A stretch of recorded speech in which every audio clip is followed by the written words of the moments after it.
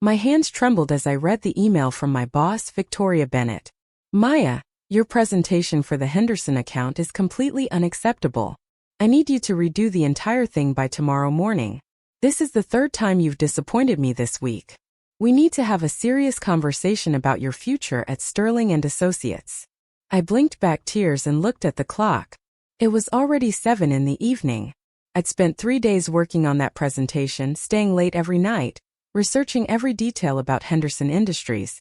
I'd included market analysis, competitive positioning, projected ROI, and creative campaign concepts. It was some of my best work. But Victoria had rejected it without even opening the file. I knew this because I'd embedded a tracking link. The email showed she'd sent her rejection just 2 minutes after I'd submitted the presentation. 2 minutes. She hadn't even looked at it. I was Maya Rodriguez, 25 years old, and I'd been working as a junior marketing associate at Sterling and Associates for 18 months. It was my first job out of college, and I'd been so excited when they hired me. Sterling and Associates was one of the most prestigious marketing firms in Chicago. Getting hired there was supposed to launch my career. Instead, it had become a nightmare. Victoria Bennett, the senior marketing director and my direct supervisor, had made my life miserable from day one. Nothing I did was ever good enough. Every project I completed was torn apart. Every idea I suggested was immediately shot down. Every success I achieved was minimized or ignored. At first, I thought maybe I just wasn't cut out for the job. Maybe I really was as incompetent as Victoria made me feel. But then I started noticing things. Other junior associates could submit work with obvious errors and Victoria would praise them. I could submit flawless work and she'd find imaginary problems. When I brought in a new client through a college connection, Victoria took credit for it in the team meeting. When I stayed late to fix a crisis with the Thompson account, Victoria told our boss it was her quick thinking that saved the relationship. She undermined me in meetings, interrupted me when I spoke, and assigned me menial tasks that had nothing to do with marketing. Maya, I need you to organize the supply closet, she'd say in front of the entire team. And make sure you alphabetize everything. You're detail-oriented, right? The sarcasm in her voice was unmistakable. My coworkers noticed but said nothing. No one wanted to cross Victoria Bennett. She had power at Sterling and Associates. She'd been there for 8 years, brought in major clients, and had the ear of the partners. I was nobody, a recent graduate with student loans and rent to pay. I couldn't afford to quit and I couldn't afford to complain. So I endured. I worked harder than everyone else. I arrived early, stayed late, took on extra projects, and tried desperately to prove myself. Nothing worked. If anything, the harder I tried, the more Victoria seemed to hate me. Why does she treat you like that? My roommate Jasmine asked one evening when I came home in tears after another brutal day. I don't know, I admitted. Maybe she sees me as a threat? Or maybe she just enjoys making people miserable. You should report her to HR, Jasmine suggested. Document everything and file a complaint. I thought about it.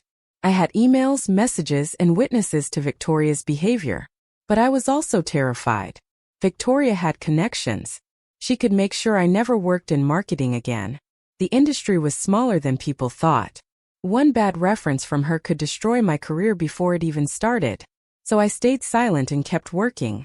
That night, after receiving Victoria's latest rejection, I reopened my presentation file. I went through it page by page, looking for the flaws she'd mentioned in her email. I found none.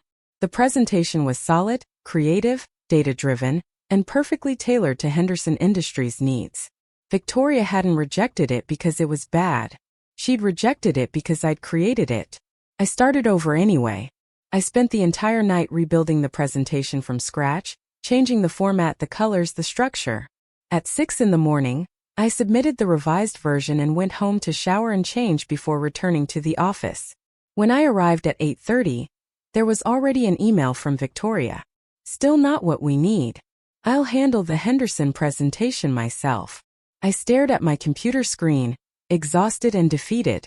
I worked all night for nothing. Again. Rough morning, a voice asked. I looked up to see James Chon, another junior associate, standing by my desk with coffee. Victoria? He asked sympathetically. I nodded. James sat down. Look, I probably shouldn't tell you this, but you're not the problem. Victoria treats you differently than everyone else. We've all noticed. Why doesn't anyone say anything? I asked. Because we're scared, James admitted. Victoria has ended careers.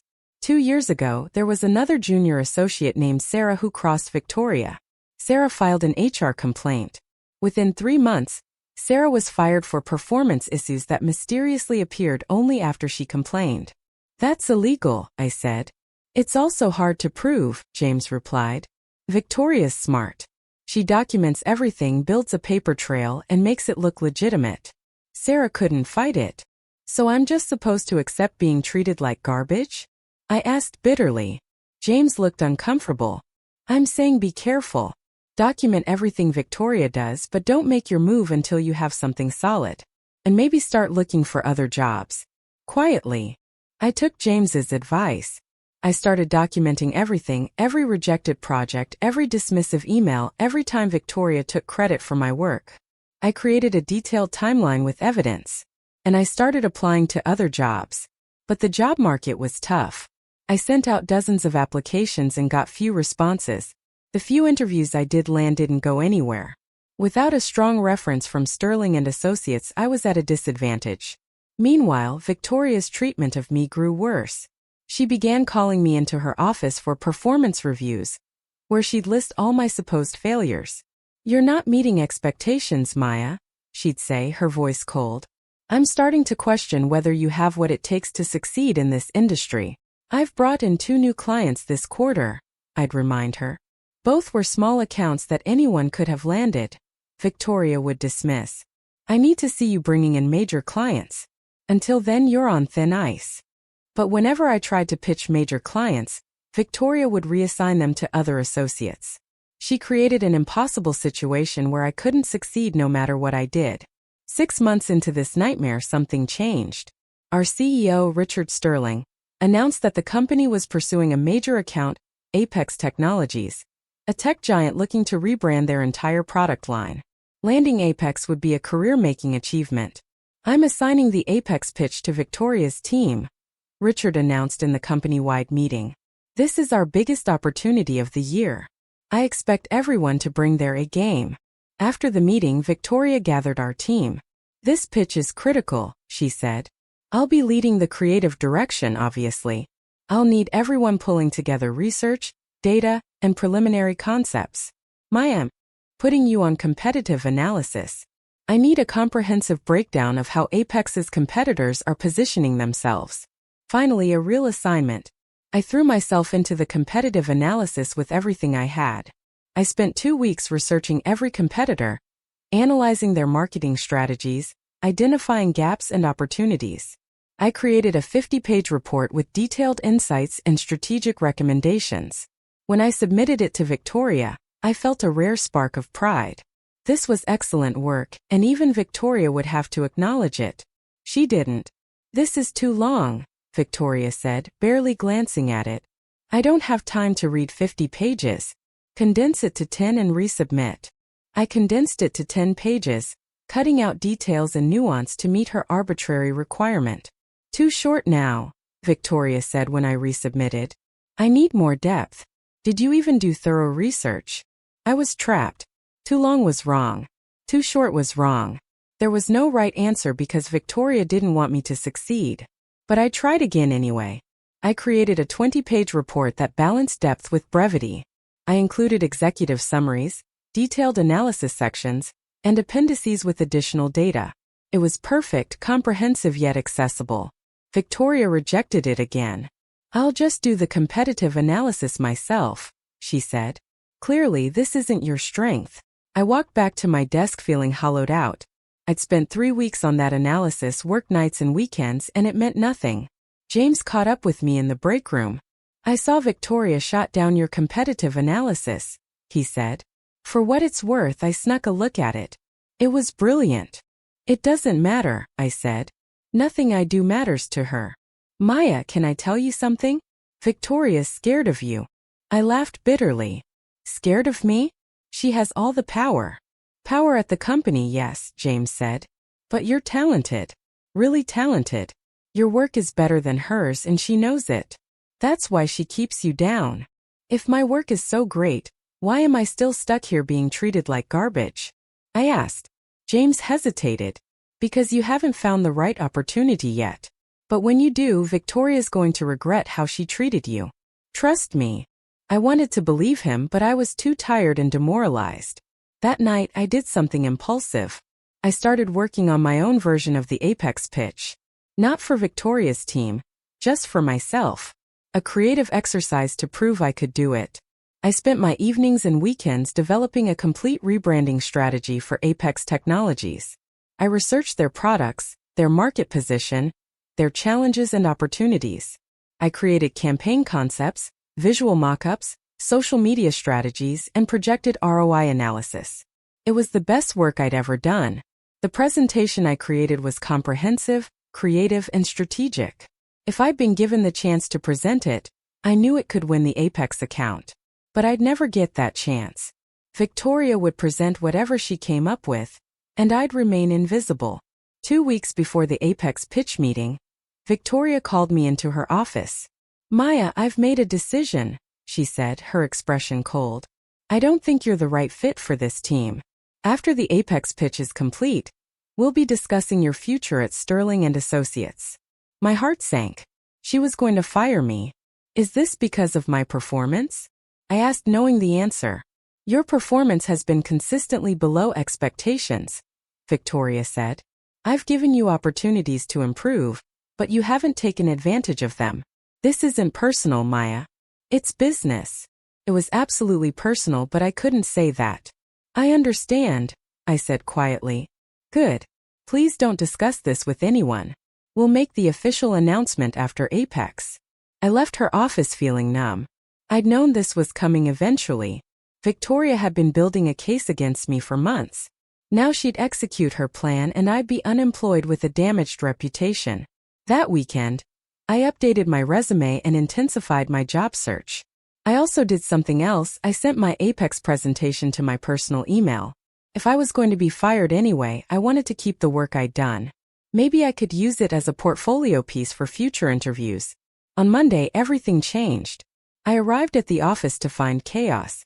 People were rushing around, voices raised in panic. What's happening? I asked James. Victoria's sick, he said. Really sick. She's in the hospital with appendicitis. They're doing emergency surgery. My first thought, shamefully, was relief. Victoria wouldn't be around to torture me for a few days. My second thought was more practical. What about the Apex pitch? It's on Thursday. That's the problem, James said. Victoria was handling the entire presentation. No one else knows what she'd prepared. Richard is freaking out. I made my way to my desk, trying to stay out of the chaos.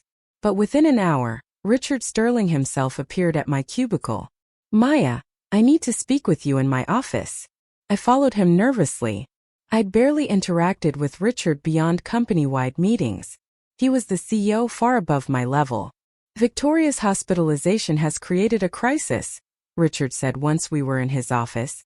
The Apex pitch is in 3 days, and we don't have a presentation ready.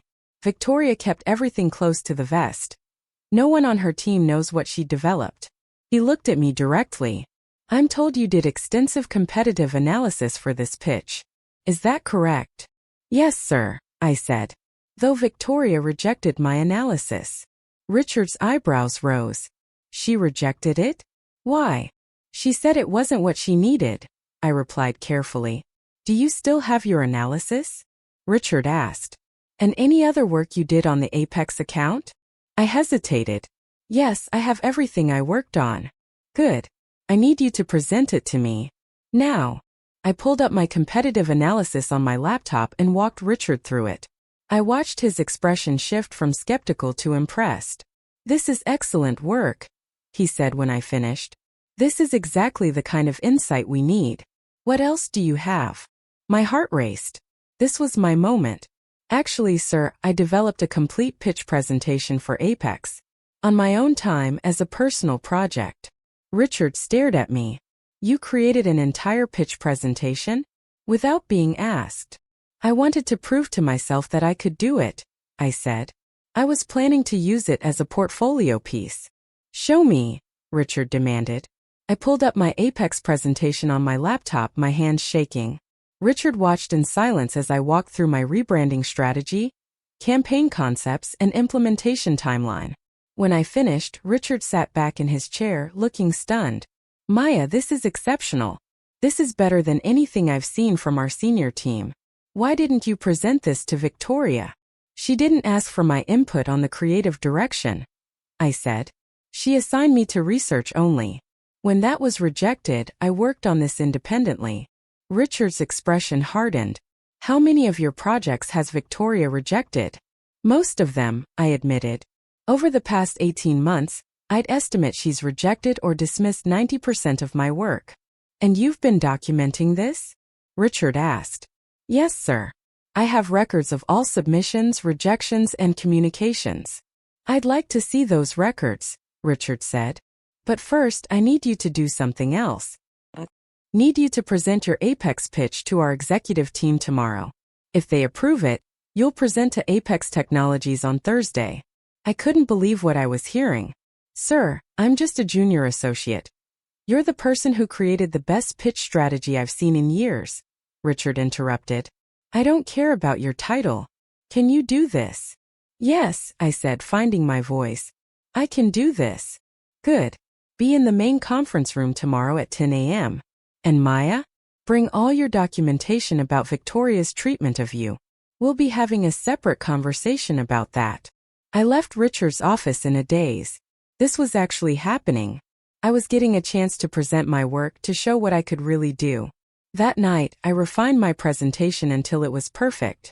I practiced my delivery, anticipated questions, and prepared backup data for every claim I made. The next morning, I walked into the conference room to find Richard and 3 other partners waiting. I took a deep breath and began my presentation. For 45 minutes, I walked them through my vision for Apex Technologies' rebrand. I showed them how to position Apex as an innovative leader, how to differentiate their products from competitors, and how to connect with their target audience. I presented campaign concepts, media strategies, and projected results. When I finished, the room was silent. Then Richard started clapping. The other partners joined in. That was extraordinary, Richard said. Maya, you've given us exactly what we need to win this account. We're going to use your presentation for the Apex pitch. You'll present it yourself. What about Victoria? One of the other partners asked. When she recovers, she'll expect to present. Victoria is no longer involved in the Apex account, Richard said firmly. In fact, given some concerning information I've received about her management practices, Victoria will be having a very different conversation when she returns. He looked at me. Maya, I've reviewed the documentation you provided. Victoria's treatment of you was unacceptable and potentially actionable. We take these matters seriously. Rest assured, there will be consequences. 2 days later, I stood in the conference room at Apex Technologies headquarters, facing their executive team. My presentation was loaded, my notes prepared, my confidence as ready as it would ever be. Good morning, I began. I'm Maya Rodriguez from Sterling & Associates, and I'm here to show you how we can transform Apex Technologies into the most recognizable brand in consumer tech. For the next hour, I gave the presentation of my life.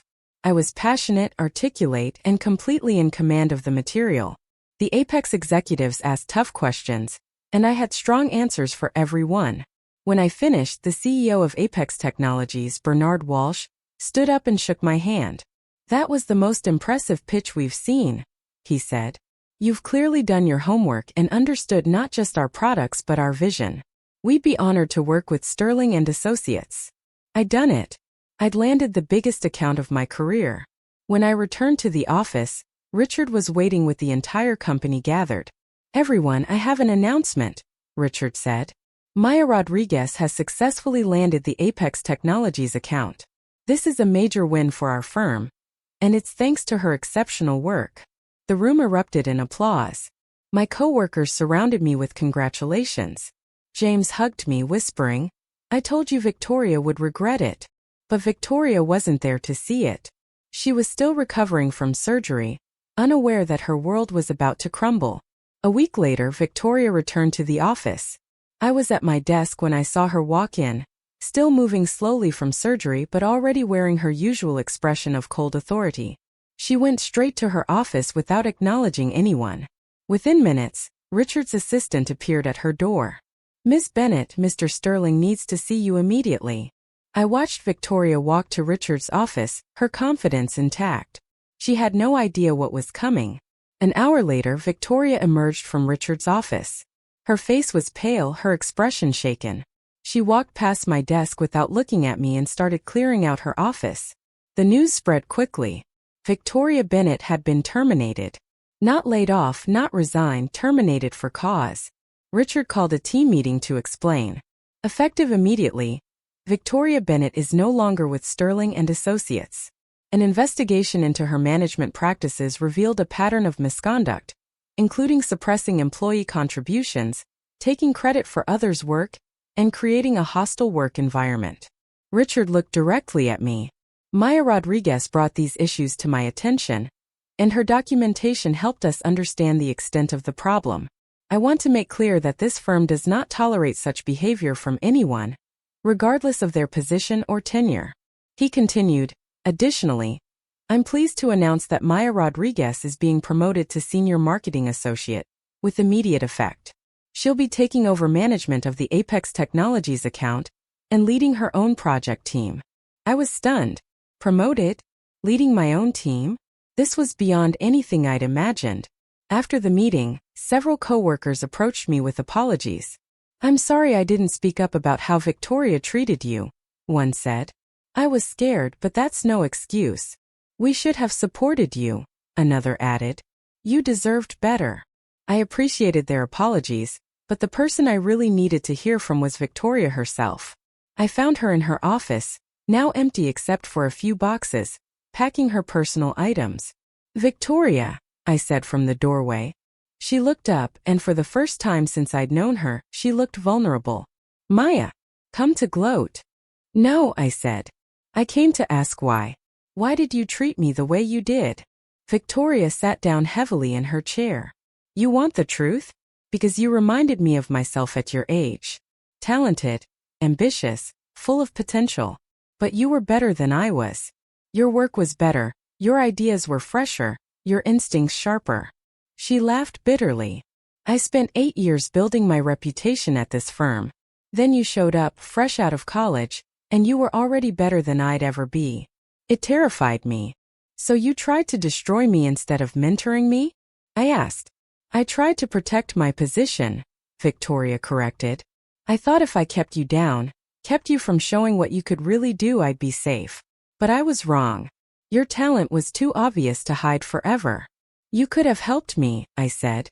"We could have been allies instead of enemies." "I know," Victoria said quietly. "And that's my biggest regret. Not the firing, I deserve that. But the fact that I wasted 18 months undermining someone who could have made me better if I'd let her." She stood up and extended her hand. "For what it's worth, Maya, I'm sorry. You're going to be extraordinary in this industry. Don't let people like me dim your light." I shook her hand, feeling a complex mix of emotions. I didn't forgive her for the months of misery she'd put me through, but I understood her now. She wasn't evil, she was scared and insecure, and she'd let those feelings turn her into someone cruel.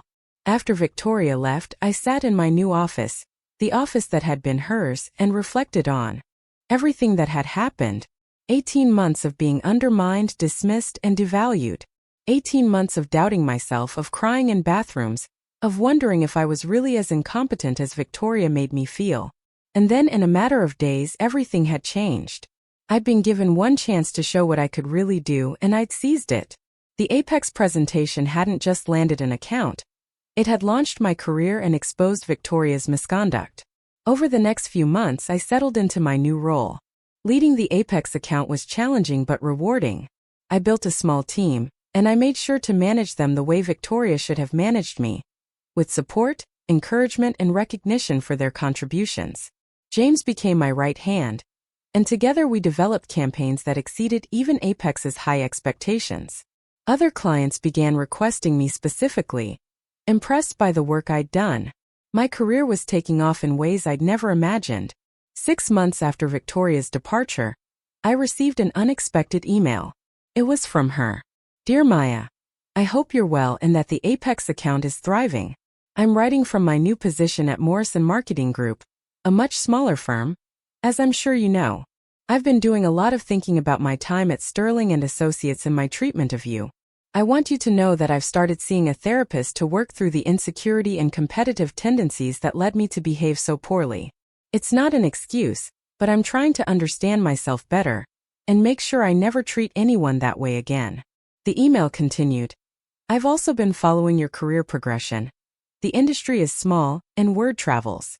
You've done exceptional work with Apex, and I've heard nothing but praise about your leadership and creativity. You're everything I pretended to be but never actually was. I wanted to reach out because I'm teaching a workshop next month on marketing strategy for young professionals, and I wondered if you'd be willing to co-present. I think your perspective, and your story of overcoming obstacles, including me, would be valuable for the attendees. I'd understand completely if you decline, but if you're open to it, I'd welcome the opportunity to work with you rather than against you. Professionally and with genuine respect this time. Best, Victoria. I stared at the email for a long time. Part of me wanted to delete it and never think about Victoria again. She'd made my life hell for 18 months. Why would I want to reconnect with her? But another part of me was curious. Victoria was acknowledging what she'd done and trying to make amends. That took courage. And maybe there was value in showing young professionals that you could overcome toxic bosses and still succeed. I wrote back, Victoria, thank you for your email and for the apology. I appreciate your honesty about what drove your behavior. I'm willing to co-present the workshop. I think our story, both the conflict and the resolution, could help others navigating difficult workplace situations. Let's set up a time to discuss the details. Maya. A month later, I stood on a stage next to Victoria, speaking to a room full of young marketing professionals. Victoria told her side of the story first. I was a senior director who felt threatened by a talented junior associate. Instead of mentoring her or learning from her, I tried to sabotage her career. I rejected her excellent work, took credit for her ideas, and created an environment where she couldn't succeed. She paused, her voice thick with emotion. I did this because I was insecure. I was afraid that if she shined, I'd be dimmed. But here's what I learned. Talent doesn't diminish in the presence of other talent. It multiplies. By trying to destroy Maya's career, I only destroyed my own. Then it was my turn. I spent 18 months being undermined by my boss. Every project I submitted was rejected. Every idea I shared was dismissed. I cried at my desk, doubted my abilities, and seriously considered leaving the industry altogether. I looked at the audience of young faces, seeing my own struggles reflected back. But I didn't give up. I documented everything. I continued producing excellent work even when no one seemed to notice. And when I finally got one opportunity to show what I could do, I was ready. I told them about the Apex pitch, about how one presentation had changed my entire career. The lesson isn't just about overcoming a toxic boss, I said. It's about knowing your worth even when others don't recognize it. It's about continuing to grow and improve, even when you're not getting credit. It's about being ready when opportunity finally arrives. After the workshop, several young professionals approached me with their own stories of difficult bosses and workplace challenges. How did you keep going? One woman asked. How did you not just give up? I almost did give up many times, I admitted. But I had a few things that kept me going. One was spite. I refused to let Victoria's opinion of me become my opinion of myself. 2 was hope. I believed that eventually someone would see my real abilities. And 3 was preparation. I kept working on my skills even when no one was watching. Another young man asked, do you think Victoria really changed? Or is she just trying to rehabilitate her image? I glanced at Victoria, who was talking with another group of attendees. I think she's genuinely trying to change. Whether she succeeds long-term, I don't know. But I respect that she's making the effort. As the event wrapped up, Victoria approached me. Thank you for doing this, she said. You didn't have to give me this chance. Everyone deserves a chance at redemption, I replied. You gave me hell for 18 months, But you also inadvertently made me stronger. I learned to advocate for myself, to document everything, and to never let someone else's treatment define my worth. You learned all that in spite of me, not because of me, Victoria said. Don't give me credit I don't deserve. Fair enough, I said. We parted ways cordially, if not warmly. I didn't think Victoria and I would ever be friends, but we'd reached a kind of peace. A year after my promotion, Richard Sterling called me into his office. Maya, I wanted to update you on something. The partners have been discussing succession planning. As you know, we have several senior directors approaching retirement. I nodded, wondering where this was going. We've been evaluating internal candidates for promotion to director level. Your name came up repeatedly. My heart skipped. Director level? But I've only been at senior associate for a year. And in that year you've landed 3 major accounts, led successful campaigns, and built a reputation as one of the best managers in the firm, Richard said. More importantly, several of our biggest clients have specifically requested you for their accounts. That's the highest compliment in this business. He slid a document across his desk. We'd like to offer you a position as marketing director, effective immediately. You'd have your own department, manage a team of 12 associates, and take primary responsibility for our tech sector clients. I looked at the offer letter, barely believing what I was reading. 2 years ago, I'd been a junior associate being tormented by Victoria. Now I was being offered a director position. There's one more thing, Richard said. The office that would be yours is the corner office on the 7th floor. Victoria's old office before she was promoted to senior director. I thought there might be some poetic justice in that. I smiled. There absolutely was. I accept, I said. Thank you for this opportunity. You've earned it, Maya, Richard said. I'm just sorry it took us so long to see what Victoria was hiding from us. My promotion was announced company-wide the next day. The congratulations poured in from coworkers, clients, and industry contacts. James was thrilled. You're the youngest director in the firm's history, he said. That's incredible. It doesn't feel real yet, I admitted. I keep waiting for someone to tell me it's a mistake. It's not a mistake, James assured me. You've proven yourself over and over. You deserve this. As I settled into my new role, I made sure to remember what Victoria's poor management had taught me. I held regular one-on-ones with my team members. I gave credit where it was due. I encouraged creativity and risk-taking.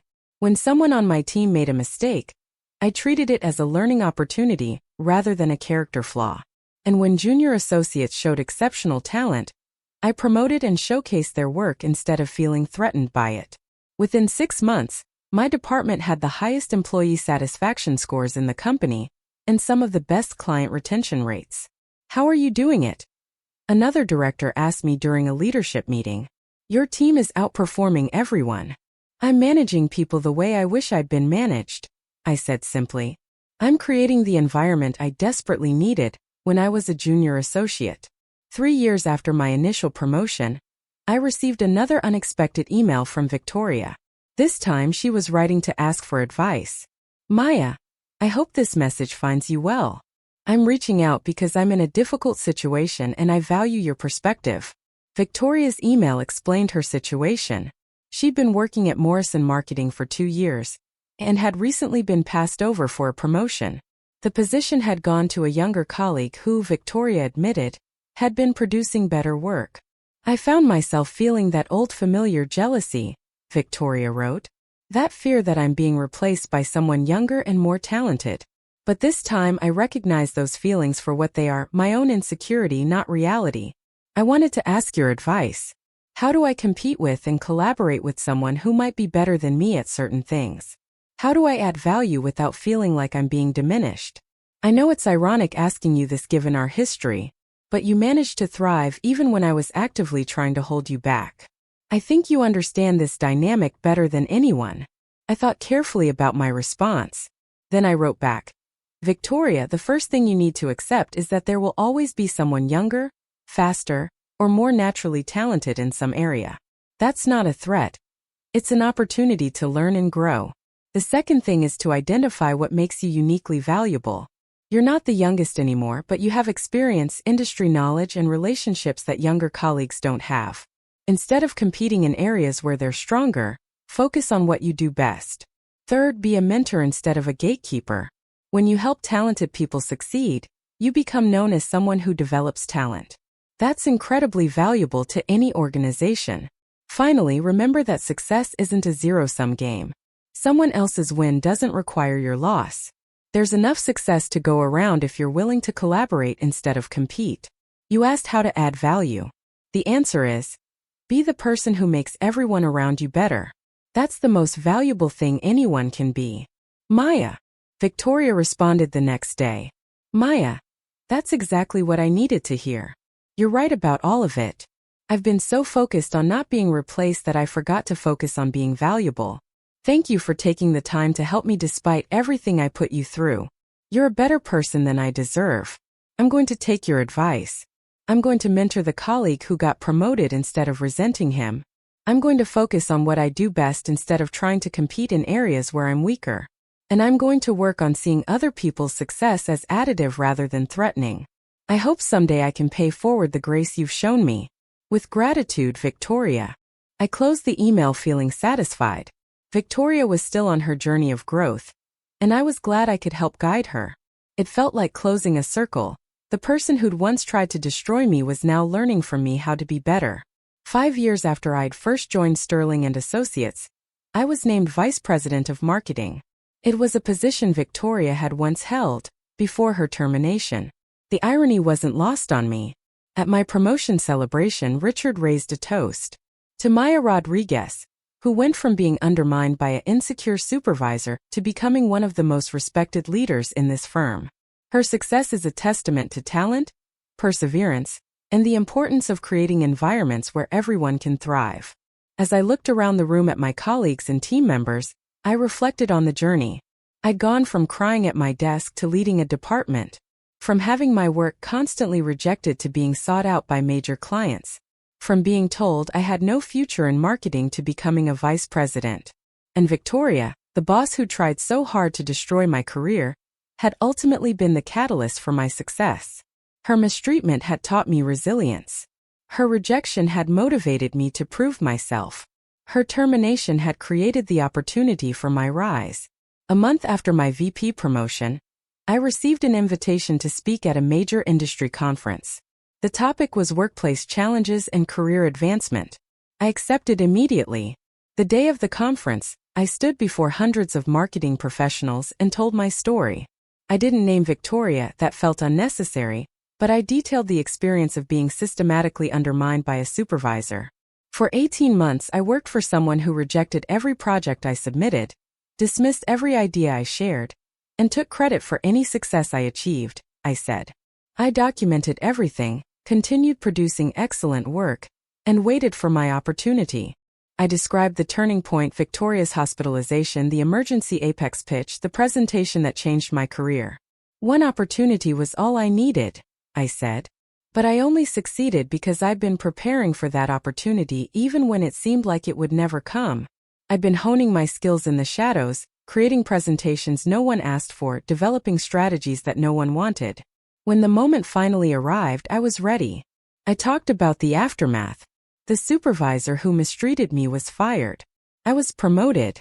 Justice was served, right? But the story doesn't end there.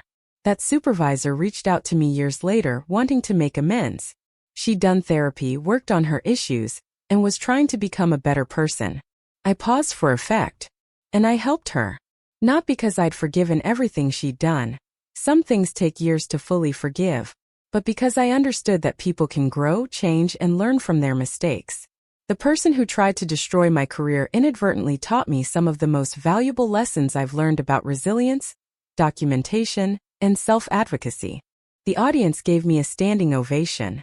Afterward, dozens of people approached me with their own stories of difficult bosses and workplace challenges. "You gave me hope," one woman said, tears in her eyes. "I've been dealing with a boss who sounds exactly like yours. I was ready to quit the industry, but your story made me realize I should document everything and keep preparing for my opportunity." "That's exactly right," I told her. Don't let one toxic person drive you out of a career you love. Be strategic, be patient, and be ready. A young man asked, "Do you ever regret not quitting earlier? Would it have been easier to just walk away?"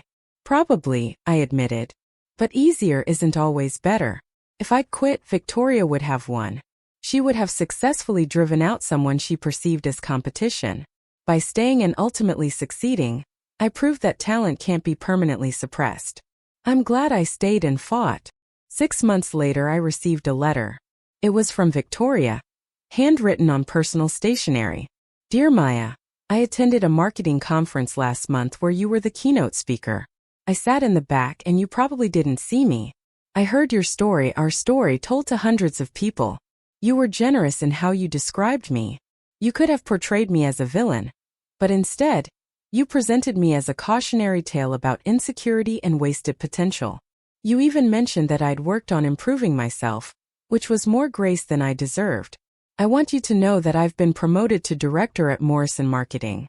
More importantly, I've been mentoring 3 junior associates and helping them develop their careers. One of them told me last week that I was the best boss she'd ever had. I cried when she said it because I remember being the worst boss you ever had." Victoria's letter continued. "I'll never be able to undo the 18 months of misery I put you through. I can't give you back the confidence I destroyed or the opportunities one blocked. All I can do is make sure I never treat anyone that way again and try to be for others what you needed me to be for you. You've built an extraordinary career not just despite my obstacles but in some ways because of them. You learned to be resilient, strategic, and self-reliant because you had to be.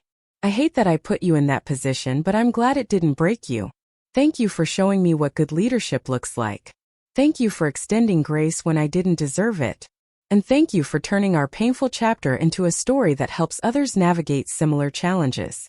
I'll spend the rest of my career trying to be worthy of the second chance you gave me, even though you had every right to never speak to me again. With deep respect and gratitude, Victoria Bennett." I read the letter several times, feeling a complex swirl of emotions. Victoria had been horrible to me. She'd made me doubt myself, cry at work, and seriously consider giving up on my dreams. But she'd also inadvertently made me stronger. She'd taught me to document everything, trust my abilities even when others didn't, and be ready for opportunities when they came. And now, years later, she was using those hard lessons to become a better leader herself. I wrote back one final time. "Victoria, I accept your gratitude and I'm glad you're finding your way to being the leader you should have been. I hope the junior associates you're mentoring never have to experience what I experienced. But if they do face similar challenges somewhere else in their careers, I hope they handle it as well as I eventually did, with documentation, patience, and unshakable belief in their own worth. Our story isn't about forgiveness, though I'm working toward that. It's about growth, mine and yours. I grew despite you. You grew because of what happened. In the end, we both became better at our jobs and better as people. I suppose there's some value in that. Keep being a good mentor. That's the best apology you can offer. Not to me, but to every talented person who crosses your path. Make sure they get the support and recognition they deserve. Do that, and maybe the universe will consider our account settled. Maya." I sealed the letter and sent it off, feeling like I'd finally closed a difficult chapter of my life. 10 years after I'd started at Sterling and Associates as a terrified junior associate, I was named Chief Marketing Officer. I led a team of 50 people, oversaw millions in annual revenue, and had the respect of colleagues and clients alike. At my installation ceremony, I gave a speech about the journey. "Success is rarely a straight line," I said. Mine certainly wasn't. I faced obstacles, setbacks, and people who actively tried to prevent my advancement. But I learned that you can't control how others treat you. You can only control how you respond. I chose to respond with resilience, documentation, and excellence. I chose to keep working even when no one seemed to notice. I chose to be ready for my moment even when that moment seemed like it would never come. And when it did come, I was prepared. I looked out at the audience, which included my team, my mentors, and several junior associates who reminded me of my younger self. To everyone who's facing similar challenges, document everything, trust your abilities, and keep preparing for your opportunity. It will come. And when it does, make sure you're ready to seize it. As applause filled the room, I spotted someone in the back row. Victoria Bennett, now gray-haired but smiling genuinely, gave me a small nod of acknowledgement. I nodded back. We would never be friends.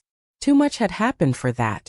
But we'd both learned from our shared history, and we'd both become better because of it. My wicked boss had tried to destroy me, and she'd failed. In failing, she'd inadvertently launched my career, and learned lessons about leadership that made her better too. It wasn't the ending either of us had expected, but it was the ending we both needed. And in that moment I realized that sometimes the worst experiences teach the most valuable lessons. Not about others but about ourselves. I'd learned I was stronger than I'd known, more resilient than I'd imagined, and more capable than anyone, including my worst boss, had given me credit for. That knowledge was worth more than any promotion or title.